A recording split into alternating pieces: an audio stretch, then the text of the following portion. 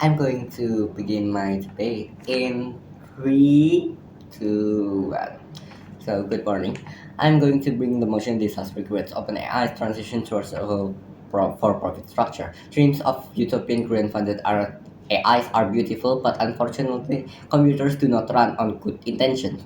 Welcome to the opposition.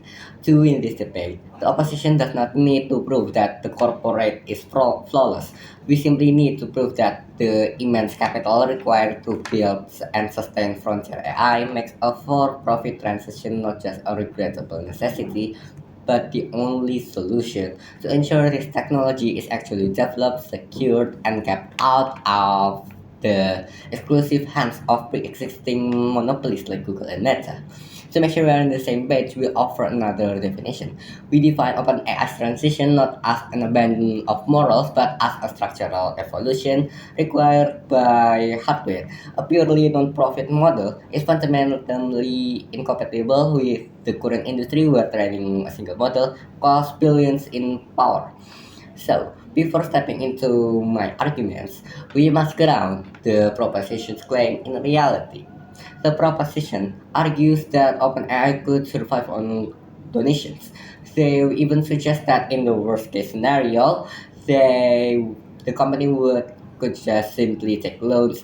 But this is economically impossible. You cannot finance billions of dollars in just speculative, specialized infrastructure through traditional loans or philanthropic donations. Furthermore, the proposition claims that Sam Altman is the only reason for this profit orientation.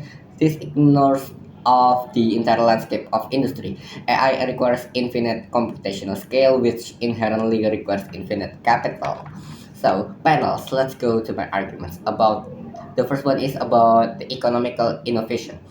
So, the proposition states that for-profit structures are inherently forcing to premature releases, causing companies to crash and burn, and employees to get crushed under deadlines. We completely deny that non-profits are immune to this failure, or for-profits are inherently producing broken tools. Real-world testing is how exactly you make AI safer, keeping it locked in a non-profit lab until it is perfect is how you build a powerful system with zero real guardrails. We flip this narrative. The proposition fears that private ownership makes corporate capture easier. We flip this logic by saying that if OpenAI remained a financially non-profit, they would be utterly crushed by existing corporations like Google and Meta, who already have endless capital and existing profit structures. By transitioning to a for-profit model, OpenAI say that the AI race ensuring that an independent lab can actually compete with the tech titans. We also mitigate this by even if we don't believe proposition point about investor demand, the market naturally punishes this unsafe, toxic, or highly based AI. A hallucinating model is corporate liability, therefore the profit motive itself acts as the mitigating guardrail against reckless deployments. Panels, let's go to my second argument and my last argument about talent acquisition and the products. With the proposition, always say that the non-profit engineer claiming that without a profit incentive you would automatically get better employee, better loyalty, and better insights, and hence a better AI. We deny this. Passion does not pay the bills in the most competitive labor on earth. They always argue that these structures only attract greedy employees who do not care about the social good. We flip this by saying that building safe AI requires the absolute top 1% of global engineering talent. You cannot recruit the best minds to solve the hardest alignment and safety problems if you cannot offer them competitive equity. The for-profit structure does not only buy code, it buys the sheer brain power to make AI safe.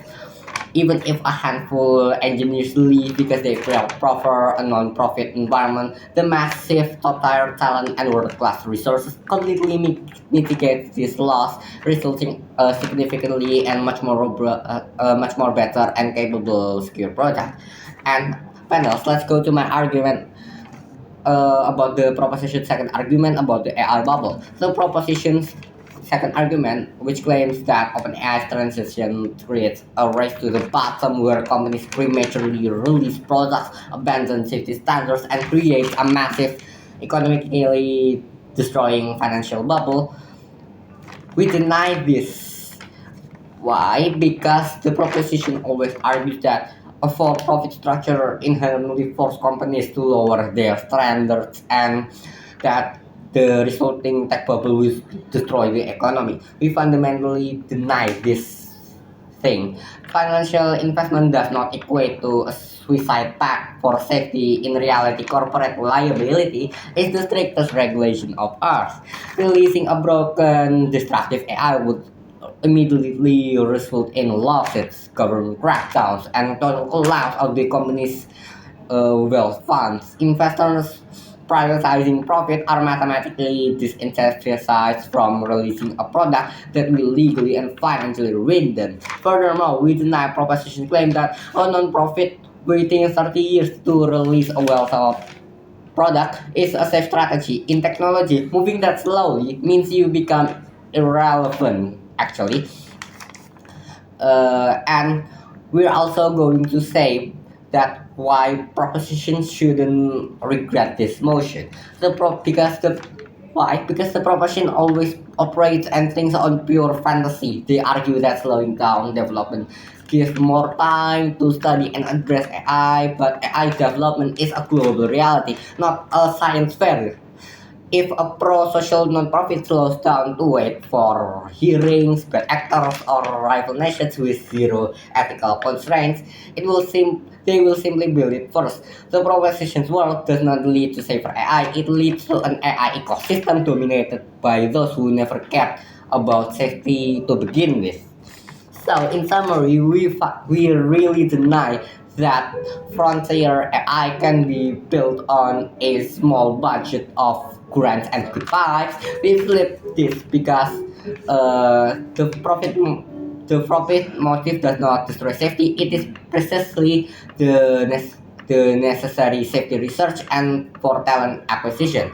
And even if the I mitigate this by observing that the market punishes unusable products aggressively. Ultimately, the proposition's world only bankrupts the only independent lab capable of building a safe AI directly, handing the future of this technology over to existing monopolies like Google and Meta. Therefore, I believe in this. I believe in the opposition, and I beg to oppose. Thank you.